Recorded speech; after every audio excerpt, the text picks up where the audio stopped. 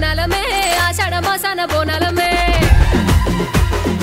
లాల్ దర్వాజా ఆషాఢ మాసం బోనాల జాతర ఎలా ఉంది అనేది మనం చూడడానికి లాల్ దర్వాజా సింహవాహిని అమ్మవారి టెంపుల్కి వచ్చాం.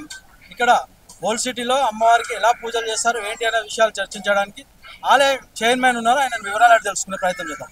బోనాల జాతర ఎలా జరుగుతుంది, ఎక్కడ ఎప్పటి నుంచి స్టార్ట్ అవుతుంది? అంగరంగ వైభవంగా ధ్వజారోహణము మరియు శిఖర పూజ తోటి మా ఉత్సవాలు ప్రారంభించడం జరిగింది. ఈసారి 117వ వార్షిక బ్రహ్మోత్సవాలు మా దేవాలయం జరుపుకోబోతుంది. దీనికి అనుగుణంగా వేలాది లక్షలాది మంది 9 రోజులు 10 రోజుల్లో ఈ అమ్మవారి దర్శనం చేసుకోబోతున్నారు.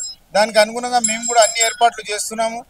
మున్సిపల్ శాఖ కానివ్వండి, ఇరిగేషన్ డిపార్ట్మెంట్ కానివ్వండి, ఇతర అన్ని శాఖల సహాయ సహకారాలు అందుకుంటూ మేము ఈ ఉత్సవాలను అత్యంత వైభవంగా రాష్ట్ర పండుగ అయిన ఈ బోనాల ఉత్సవాలని రాష్ట్ర ప్రభుత్వ సహకారంతో అద్భుతంగా జరుపుతాము.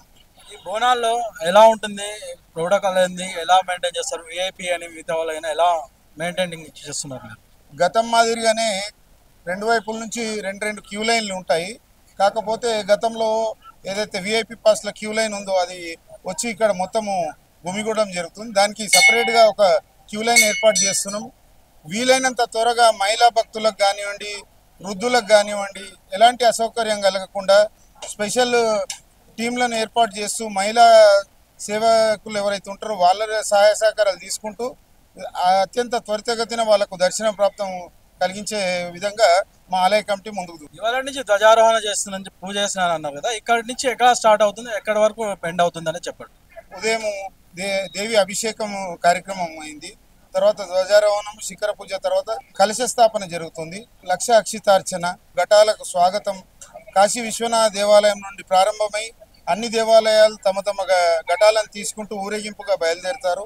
అక్కడ ఘటస్థాపన జరిపిన తర్వాత వారం రోజుల పాటు ప్రత్యేక పూజలు నిర్వహించి వచ్చే 20వ తేదీన ఘనంగా అమ్మవారికి బోనాల సమర్పణ చేస్తారు భక్తులు. 21వ తేదీన అమ్మవారి భవానీ రథయాత్ర ఉంటుంది. అంతకు మునుపు మా దేవాలయం దగ్గర పోతరాజులకు స్వాగతం, భవిష్యత్ వాణి వినిపించే రంగం కార్యక్రమం ఇత్యాది కార్యక్రమాలతోటి రథయాత్రతోటి ఢిల్లీ గేట్ వరకు భవానీ రథయాత్ర కొనసాగి అక్కడితో పరిసమాప్తం అవుతుంది. ఈ లాల్ దర్వాజా బోనాలకి ఎంతమంది పబ్లిక్ వస్తుండొచ్చు అని అనుకుంటున్నారు? ఈసారి మా అంచనా ప్రకారం ఒక 12 నుంచి 15 లక్షల మంది భక్తులు అమ్మవారి దర్శనం చేసుకోబోతున్నారు. దానికి తదనుగుణంగా మేము కూడా ఏర్పాట్లు చేస్తున్నాం. అలాగే రాష్ట్ర ప్రభుత్వం శ్రీ రేవంత్ రెడ్డి గారు కల్పించిన ఫ్రీ బస్సు సౌకర్యం ఏదైతే ఉందో దాన్ని కూడా సద్వినియోగం చేసుకొని ఇతర రాష్ట్రాల వాళ్ళు కూడా అమ్మవారి దర్శన భాగ్యం గురించి వాళ్ళు కూడా వచ్చే అవకాశం ఉంది.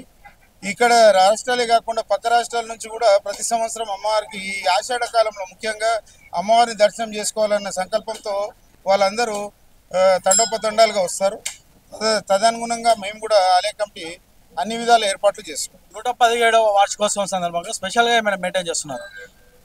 117వ వార్షిక బ్రహ్మోత్సవాలు స్పెషల్గా ఏమనంటే అమ్మవారికి ఈసారి బంగారు చీర ఏర్పాటు లాస్ట్ టైము.